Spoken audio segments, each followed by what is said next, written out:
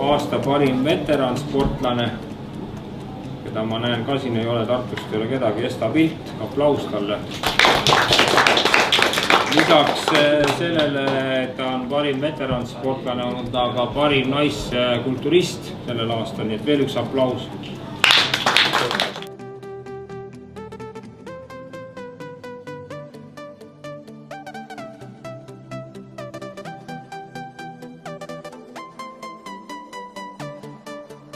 Aasta parim meessportlane, pakub, et see võib olla. Ole vastu, kolleeg on Eesti. Maailma meistritiitel.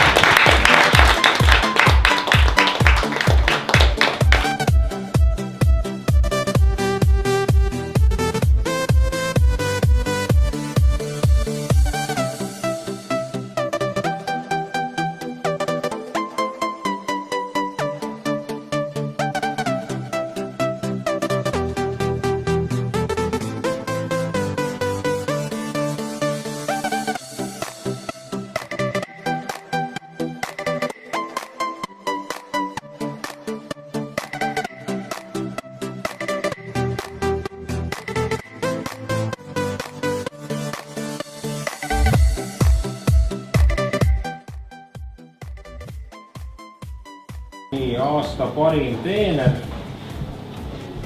on siis meil arvata Natalja Lazarenko.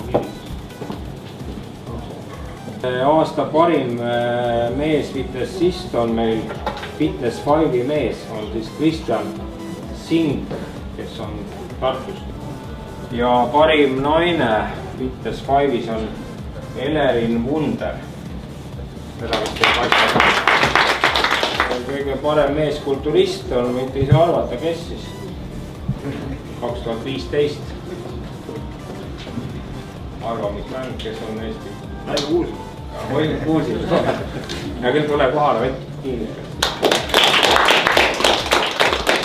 Eestis on lihtne, et ütled kulturist, võtt kiirikas, kõik selge, rohkem pole. Enne pilti ka. Meesfitnessist on ka Eestis on lihtne arvata, kes on Eestis parim meesfitnessist. Oleg.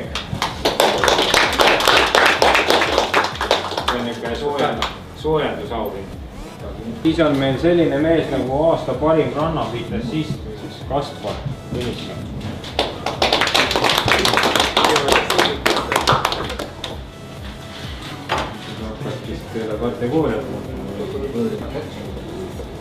Aasta parim profisportlane, kuna meil on neid ka üks ainult täna veel. Siis on see Egle.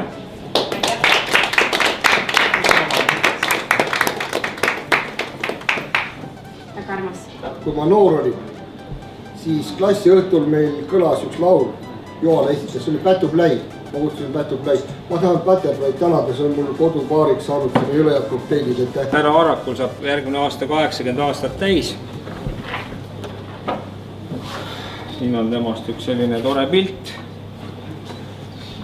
Siin on ka natuke juttu, kust ta pärit on, et kõige nagu huvitavam on see, et ta hakkas väga hilja kunsti tegema.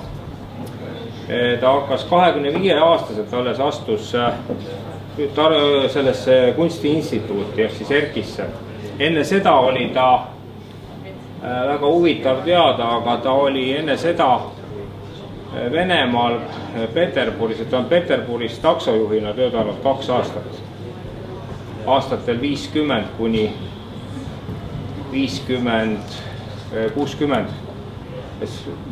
Надо переводить, наверное, художник у нас когда-то в молодости работал таксистом в Питере 2 года. Годы 58 по 60 год, так что он все знает. Ja sellepärast tal on sellist elukogemust. Esimene pilt on meil jaanuar. Ja siin on nendel piltidel on kõigil ka kirjas siin, mis see nagu mõeldud on. Väike siuke mõte, kui te tahate jälgida. Inimene võtab maski eest ja muutub oma käitumises sama loomulikuks nagu lind. Et see on põhimõtteliselt mõeldud on seda, et kõik me oleme igapäevaselt maskis, me kanname mingites erisituatsioonides maski.